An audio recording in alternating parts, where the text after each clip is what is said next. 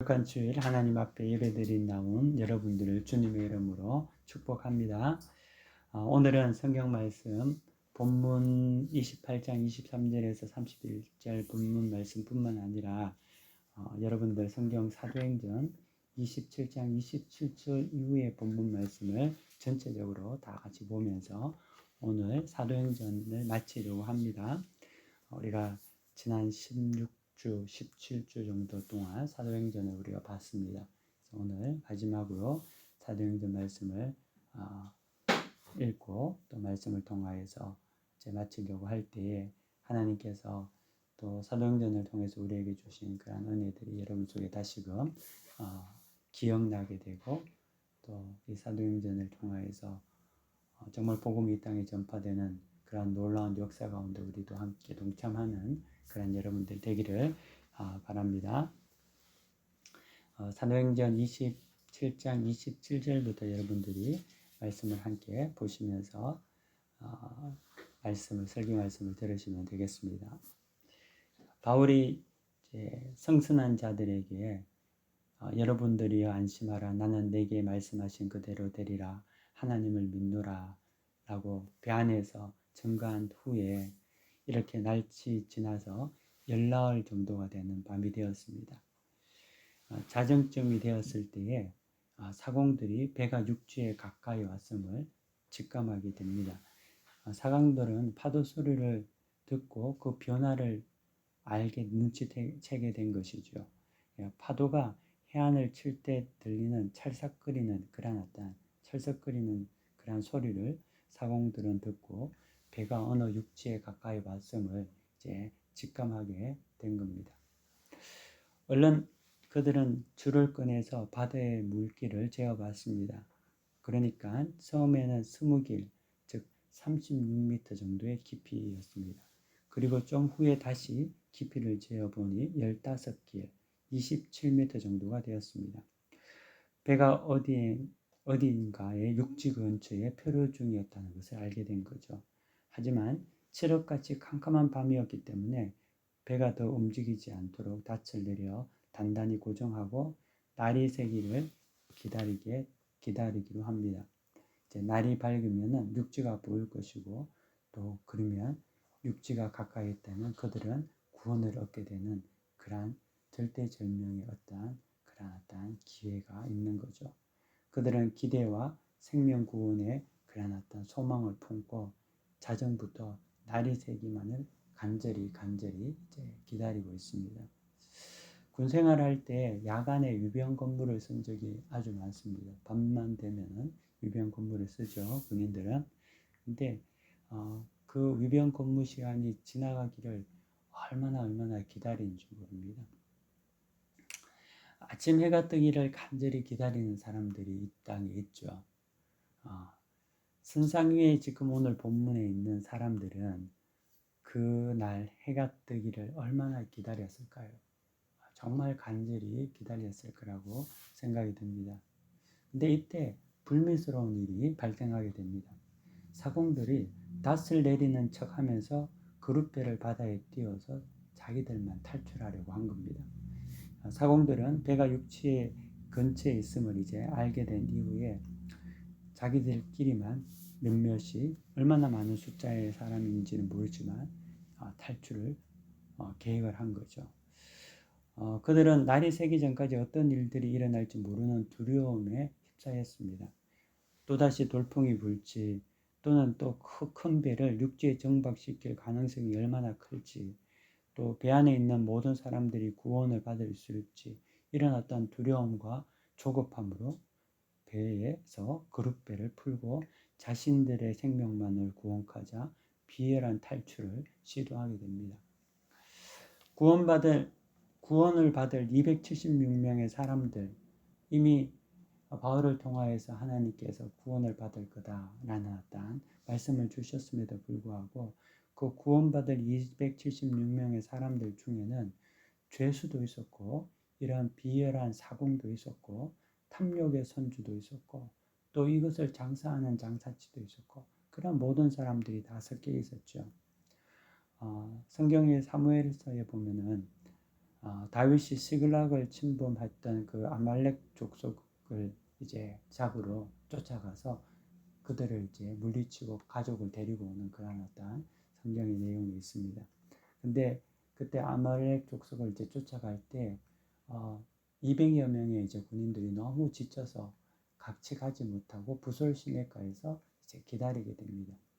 다윗이 아말렉을 물리치고 이제 돌아오니까 부솔 시내가에 200명의 군사가 남아 있는 거죠. 근데 함께 갔던 400명의 이제 군인들 중에서 전리품을 가지고 가족들 다 데리고 오는데 그 전리품을 나눠주지 말자고 얘들은 따라가지 않았으니까 전쟁에 참여하지 않았기 때문에 이 사람들에게는 하나도 나눠줄 이유가 없다고 이런 어떤 말을 하는 불량배들이 성경에 있었다고 증거하고 있습니다. 이렇듯 성경에 보면은 공동체를 분열하는 그러한 자들이 여전히 다윗의 사람들 안에도 있었고 또 오늘 비안의 276명의 사람들 속에도 있는 것을 볼 수가 있죠. 하나님의 구원이 우리가 생각하기에 바울과 누가와 함께 따라갔던 아리스타고와 그리고 바울에게 친절하게 대해줬던 백부장 율리오 이런 사람만 구원을 받고 한정되면 좋겠지만 사실 그들뿐만 아니라 죄인과 악인, 비열한 자들까지도 구원의 대상에서는 제외되지 않았다는 겁니다. 교회 안에도 좋은 사람만 있으면 얼마나 좋겠습니까? 하지만 교회 안에도 속이는 자, 훔치는 자, 이기적인 자, 비열한 자, 악한 자, 불량한 자들이 존재한다는 거죠. 바울은 백부장과 군인들에게 구명선을 타고 탈출하려는 선원들을 막아달라고 요청을 합니다. 이 일이 발생할 경우에 비하는 급속히 동료될 것이고 사람들은 불신과 서로 먼저 탈출하기 위해서 무질서와 난동이 일어날 수 있었습니다. 사공 몇 사람의 이기심과 비열한 행동은 전체 성선원의 생명을 앗아가게 될 그러한 일이 될 것이 뻔했습니다. 교회는 구원의 방주라고 하지 않습니까?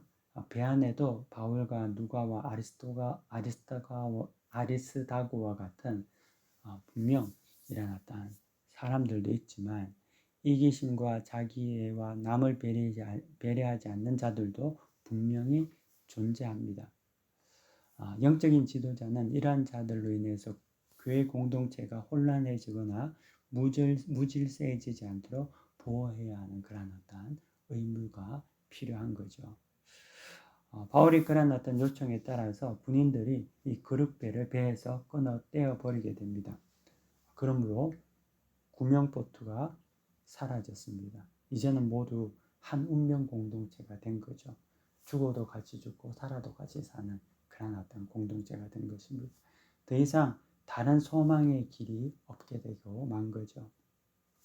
사랑하는 성도 여러분, 우리에게 있는 허탄한 그릇배, 소위 구명보트를 끊어버려야 합니다.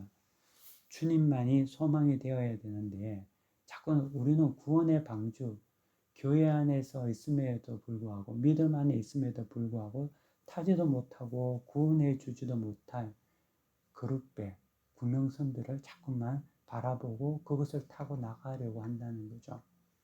불안하고 염려만 생기면 점을 보러 가고 사주팔자 보고 무당을 불러 구설하고 제사를 지내고 영혼의 밤이 깊으면 깊을수록 우리는 불안하면 불안해질수록 하나님을 바라보기보다는 그 구원의 방주 안에서 거하서 인내하며 기다리기보다는 자꾸만 다른 것을 의지한다는 거죠. 사람을 의지하고 돈을 의지하고 뭔가를 자꾸만 의지하는 그런 어떤 그릇배를 찾는 그런 사람들이 많이 있다는 거죠. 하지만 사랑하는 성도 여러분, 여러분들은 그러한 허탄한 그릇배를 끊어버려야 합니다. 그리고 오직 소망의 하나님을 바라봐야 한다는 거죠. 바울은 여러 사람들에게 음식 먹기를 권면합니다. 사도행전 27장 33절에서 37절에 이렇게 기록되어 있습니다. 제가 읽도록 하겠습니다. 날이 새어 가매 바울이 여러 사람에게 음식 먹기를 권하여 이르되 너희가 기다리며 먹지 못하고 줄인 지가 오늘까지 열나흘인즉 음식 먹기를 권하노니 이것이 너희 구원을 위하는 것이요 너희 중 머리카락 하나도 잃을 자가 없으리라 하고 떡을 가져다가 모든 사람 앞에서 하나님께 축사하고 떼어 먹기를 시작하며 그들도 다 안심하고 받아 먹으니 배에 있는 우리의 수는 전부 276명이더라. 아멘. 배 안에 탄 사람들은 유라굴로 광풍으로 인해서 거의 먹지를 못했습니다. 아마 배멀미로 인해서 먹지 못할 수도 있고 또한 죽음의 공포와 두려움으로 인해서 먹지 못하기도 했을 겁니다. 그렇기 때문에 모두가 기진맥진한 상태였다는 거죠. 이제 곧 구원의 때가 다가오고 있습니다. 물론 그들은 모르죠. 하지만 하나님께서 예비하신 이 구원의 때가 다가오고 있습니다. 그러므로 그들은 구원을 위해서 행동해야 할 때가 된 거죠. 그러기 위해서는 먼저 먹어야 했다는 겁니다. 생명 구원을 위해서 먹어야 했습니다. 구원의 문턱에서 기력이 없어서 낙오되지 않도록 바울은 음식을 먹도록 간청하게 된 거죠. 바울은 그들의 머리카락 하나 다치지 아닐 것을 환기시키고 먹으라고 합니다. 자기에게 하신 하나님의 말씀을 그들 마음속에 다시금 각인을 시켜줍니다. 소망을 부어줍니다. 그리고 떡을 가져다가 하나님께 감사 기도를 하고 모두에게 떡을 나눠줍니다. 그리고 먼저 떡을 떼어서 먹습니다.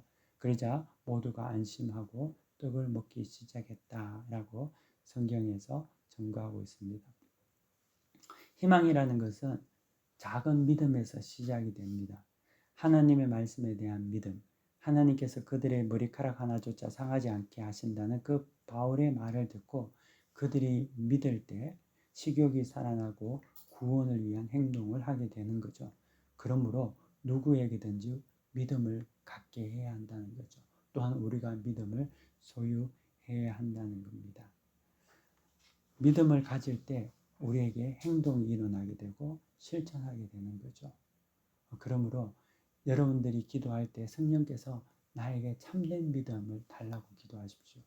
소망을 달라고 기도하십시오. 그때 여러분들은 움직일 수가 있습니다. 행동할 수가 있게 된다는 거죠. 그런 은혜를 여러분들이 다 누리기를 축원합니다. 이제 그들은 먹을 수 있을 만큼 양껏 다 먹었습니다. 그리고 그 먹은 후에 비상식량이었던 이제 얼마 남지 않았던 밀마저 바다에 다 던져버립니다. 방금 먹은 이 음식이 구원을 위한 마지막 음식이었던 거죠. 이제는 배 안에는 아무것도 먹을 것이 남지 않았습니다. 그리고 서서히 해가 밝아옵니다. 39절에 27장 39절 보시면 날이 새매 어느 땅인지 알지 못하나 경사진 해안으로 된 항만이 눈에 띄거늘 배를 거기에 들여댈 수 있는가 의논한 후 자, 드디어 땅이 보인 거죠. 동이 트면서 이제 밝아지니까 이제 땅이 보였습니다. 여러분 그들의 마음이 그들의 심정이 어땠을 것 같습니까? 여러분들이 만약에 그 안에 배 안에 있었다면 어떨 것 같습니까?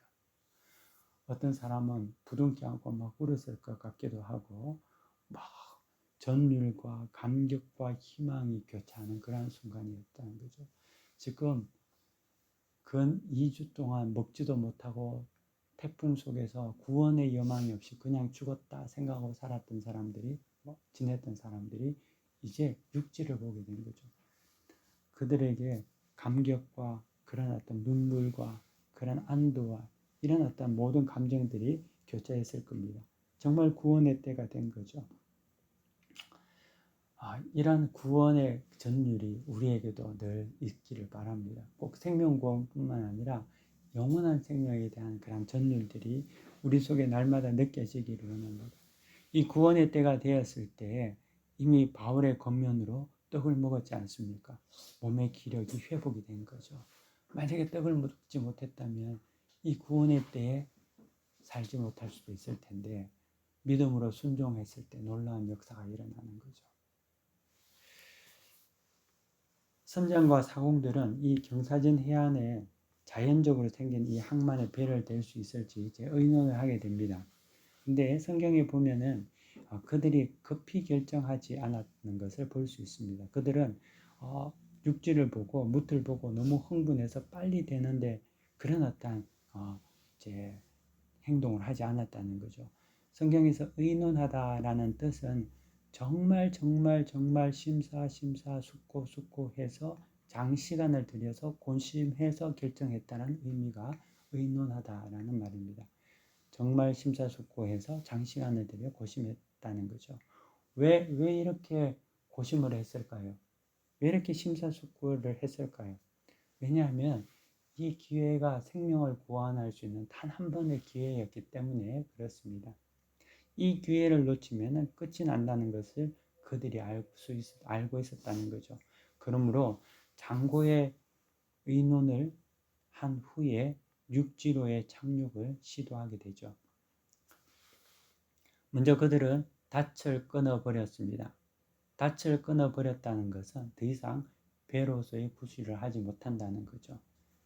이는 그들이 이 삶에 착륙하는 것을 사활을 걸었다는 것을 말하고 있습니다. 자, 이 배에는 세 가지가 없습니다. 첫 번째는 구명선도 이제 없잖아요. 구명선도 이제 없고, 또 두 번째는 비상식량도 없습니다. 먹을 음식도 하나도 없고, 이제는 닷도 없습니다. 아무것도 없는 거죠. 위기가 다가오면 사람들은 자신이 아끼는 모든 것을 내어놓게 됩니다. 짐도 버리고 기념품도 버리고 재산도 버리고 다 버리죠. 어쩔 수 없이 버리게 되는 거죠. 그것은 참으로 슬픈 현실이죠. 제가 그 생각이 납니다. 오래전에 여기 자그레브에 우리가 이제 한 요 정도 모였을 때 교인들이 오래전이죠. 초기에 그랬을 때 어느 청년 하나가 오스트리아에서 크로아티아로 이제 넘어왔었어요. 왜 넘어왔냐면 그때는 크로아티아가 EU 국가가 아니었기 때문에 그 친구가 오스트리아에서 이제 교회 생활도 하고 그곳에서 은혜를 많이 받았나 봐요. 처음으로 이제 이제 신앙생활을 잘 못했던 친구인데 오스트리아에 가서 거기서 어느 교회를 가서 은혜를 많이 받고 또 그곳에서 여자친구도 생긴 거예요. 그래서 이제 3개월이 지나면은 오스트리아에서 나와야 되는데 그곳에서 더 오래 남고 싶어서 방법을 찾다 보니까 다른 방법은 없고 EU 외의 국가에 나와서 3개월 있다가 다시 돌아갈 수가 있으니까 그걸 계획하고 이제 일로 나오게 된 거죠. 나오게 됐는데 기차를 타고 나왔는데 무슨 이유인지 모르겠는데 크로아티아는 먹을 게 없을 거라고 생각하고 라면이라든지 이런 것들을 잔뜩 가지고 이제 온 거예요. 한국 이제 생활 식료품들을. 왜냐하면 오스트리아는 구입을 할 수 있으니까.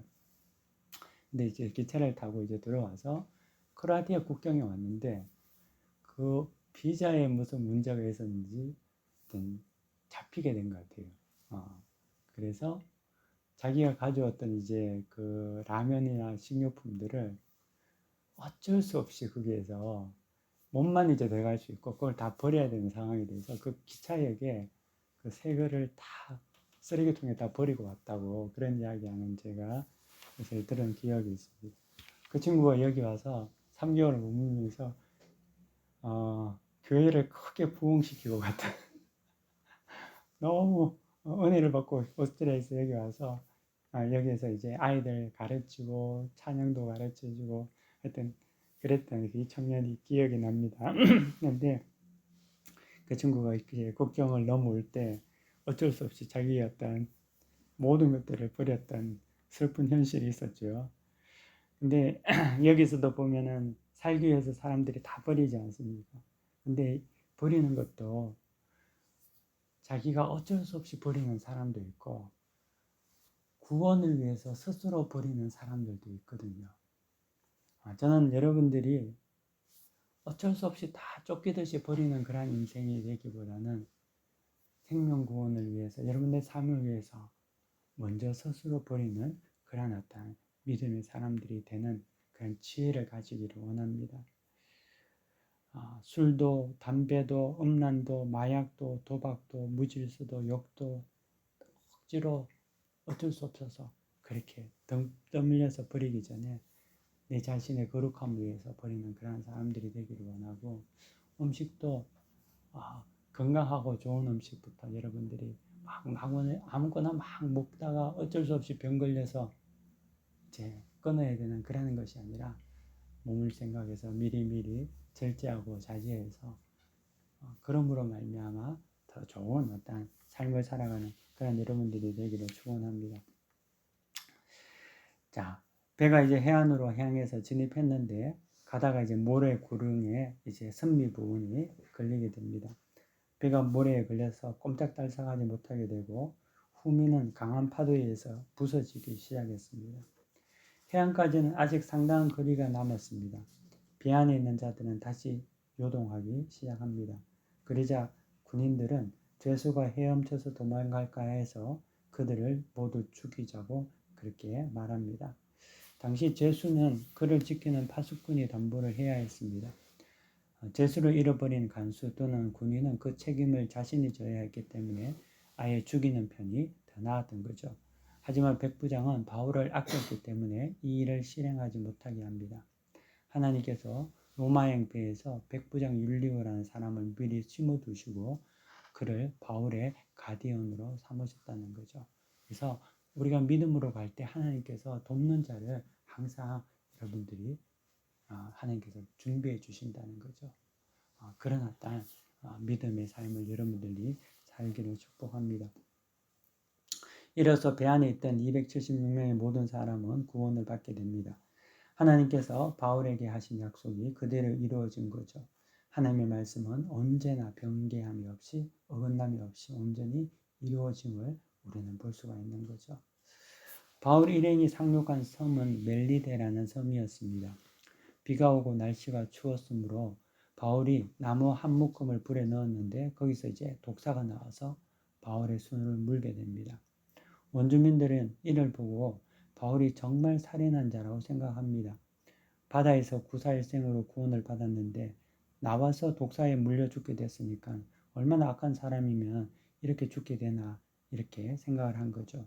하지만 도리어 바울이 이 일로 인하여서 멜리데 섬에 복음을 전하는 계기가 되는데 왜냐하면 독사에 물린 바울이 아무렇지도 않게 살아나는 것을 보고 어떤 그런 고통을 당하는 것도 없이 그러한 어떤 모습을 보고 원주민들은 바울이 신이라고 이제 생각하게 된 거죠. 이런 호의적인 분위기 가운데 바울은 원주민들의 대표자인 보블리오의 집에 가게 되고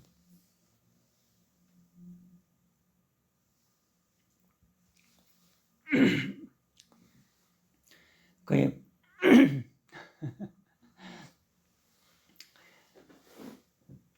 그의 부친의 부친의 병을 고침으로써 융성한 대적과 또 치유와 복음의 역사가 이루어지는 것을 우리 성경에서 볼 수가 있습니다. 멜리데 섬에서는 3개월이 지나서 이제 겨울을 다 지낸 후에 드디어 로마에 들어가게 됩니다. 처음으로 가는 로마에 바울도 여러 감정이 이제 교차했습니다. 두려움도 많았겠죠. 하지만 이미 로마에도 그리스도인들이 그를 기다리고 있었습니다. 성경 28장 15절에 보면은 그곳 형제들이 우리 소식을 듣고 아피오 광장과 트레이스 타베르네까지 오마들어오니 바울이 그들을 보고 하나님께 감사하고 담대한 마음을 얻으니라. 바울은 로마에서 자기를 지키는 군인 한 명과 따로 있게 됩니다. 가택연금 같은 상황이 된 거죠. 그는 그곳에서 이제 유대인들을 초청해서 자신이 재판을 받으러 온 이유가 어쩔 수 없이 이제 온 거지. 자기가 자기 민족 유대인들이나 또 유대교를 고소하러 온 것이 아니다라고 이제 자기가 이야기를 밝히고 있습니다. 그리고 그곳에서 유대인들에게 날을 정해서 자신이 유숙하는 집으로 초청하게 되고 아침부터 저녁까지 강론하며 예수를 가르치기 시작했다라고 성경은 증거하고 있습니다. 하지만 이 유대인들의 반응은 시큰둥했습니다. 믿는 자도 있고 믿지 않는 자들도 있었던 거죠. 그러니까 전반적인 분위기로 봤을 때는 이 로마에서의 유대인의 전도는 성공적이지 않았다는 겁니다. 바울은 로마에서 로마인이 아닌 유대인들에게 먼저 복음을 전했습니다. 그리고 그들이 거부하자 복음은 유대인을 넘어서 로마와 땅끝까지 전파되게 됩니다. 성경 28절에 보면 그런즉 하나님의 이 구원이 이방인에게 보내준 줄 알라. 그들은 그것을 들으리라 하더라. 우리가 이제 바울이 이제 로마까지 갔을 때 우리는 생각하기에는 로마인에게 헬라인에게 복음이 온 땅에게 전파될 거라고 생각했지만 사실 로마에 가서 바울이 첫 번째 복음을 전한 대상이 유대인들, 자기 민족이었다는 겁니다. 그래서 우리도 복음의 대상이 우리가 생각하면 뭐 전 세계를 품고 아프리카 선교, 유럽 선교, 아시아 선교라고 하지만 사실 여러분들의 선교의 첫 번째 대상은 여러분들의 가족, 여러분 부모님, 형제들이라는 거죠. 오늘은 어버이 주일이죠. 여러분들 부모님이 다 예수님을 믿으면 정말 너무나 감사하지만 그러지 못한 가족들도 있죠. 그들에게 선교의 대상은 바울이 로마에서도 유대인에게 먼저 전가한 것 같이 우리에게도 가족들을 전도해야 한다는 겁니다. 그리고 바울은 로마에서 이제 움직이지를 못하니까 활동하기가 어려워졌기 때문에 가택연금된 상태에서 초청을 해서 찾아오는 사람들에게 복음을 전하게 됩니다. 그래서 복음은 듣고 믿는 자에게 전해지게 된다는 거죠. 요한계시록 2장 20절에 보면은 예수님께서 이렇게 말씀하십니다. 볼지어다 내가 문 밖에 서서 두드리노니 누구든지 내 음성을 듣고 문을 열면 내가 그에게로 들어가 그와 더불어 먹고 그는 나와 더불어 먹으리라. 아멘. 예. 예수님은 문 밖에서 문을 두드리고 그 문을 음성을 듣고 문을 열어라. 열면이라고 하잖아요. 그래서 하나님은 언제나 그의 백성이 그의 음성을 듣고 마음을 돌이키고 돌아오기를 기다리고 계신다는 거죠. 거부하는 것이 아니라 그 음성을 듣고 순종하며 나아오는 모든 자에게 하나님의 은혜가 그리고 하나님의 구원이 임하게 되는 거죠. 로마에 있는 유대인들 같이 들었음에도 불구하고 거부하는 자들에게는 복음이 복음되지 못한다는 겁니다. 바울이 온 이태 동안 2년 동안 자기 셋집에 머물면서 자기에게 오는 사람을 다 영접하고 하나님의 나라를 전파하며 주 예수 그리스도에 관한 모든 것을 담대하게 거침없이 가르치더라. 28장 30절 이렇게 말씀을 증거하며 사도행전을 마치게 되죠. 여러분 오기만 하면 되는 거죠. 자, 여기도 마찬가지로 주일에 하나님께 예배드리는 예배의 처소가 있잖아요. 이곳에 와서 하나님께 예배드리면 얼마나 기뻐하겠습니까? 저는 이곳에 있는 우리 여러분들이 정말 하나님께 복받는 자들이다 라고 믿습니다. 그래서 예배 시작할 때 말씀을 전가할 때 제가 항상 하는 말이 있죠. 오늘 이곳에 하나님께 예배드리러 나온 분들을 예수님의 이름으로 축복합니다. 이 말이 그저 하는 말이 아닙니다. 그냥 형식적으로 하는 말이 아니라 하나님께 오기만 하면은 복 받는데 그 복을 누릴 수 있는 여러분들이 정말 하나님의 은혜 받은 자들아라는 거죠. 오기만 하면 되는 겁니다. 그러면 구원과 은혜의 자리에 설 수 있습니다. 그래서 우리 이곳에 있는 모든 성도들이 주님께서 문을 두드릴 때 문을 열고 나가서 맞이하는 그런 여러분들이 되기를 원합니다. 영접하는 자, 곧 그 이름을 믿는 자에게 하나님의 자녀가 되는 권세를 주셨습니다. 그래서 이 영접하는 은혜가 모두에게 있기를 바라고 또 여러분들을 통하여서 다른 자들이 그 말씀을 듣고 또 그 말씀을 믿음으로 소망을 갖고 생명을 구원하는 그러한 생명 구원의 역사에 동참하는 그러한 자가 되기를 여러분들 간절히 축원하고 바랍니다.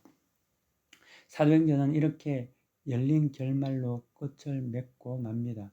지금 오늘도 제가 말씀을 통해서 막 그 몰아치는 풍랑 속에서 그릇배도 떼어보내고 막 이러면서 구원 얻고 또 난파돼서 섬에서 잠시 3개월 그런 어떤 이야기 그리고 사도행전 28장에 보면 로마에서 바울이 이제 유대인들을 초청해서 말씀을 전하는 그런 마치 성경 말씀이 파도처럼 막 어딘가 폭풍 열차처럼 막 치달아 가면서 막 이렇게 가다가 그냥 끝. 하면서 사도행전이 끝나는 그런 어떤 결말을 가지고 있습니다. 이 말은 이런 어떤 복음의 역사가 우리에게도 지금 동일하게 이루어지고 있다는 거죠. 아직까지 성경의 말씀은 끝이 났지만 우리의 삶 속에서 사도행전은 끝나지 않았다는 거죠. 그래서 여러분들이 우리의 삶 속에서 사도행전을 써가는 그런 우리 모두가 되기를 간절히 바랍니다. 다 함께 말씀을 기억하며 순종과 결단의 기도를 다 함께 드리도록 하겠습니다. 다 함께 기도하겠습니다.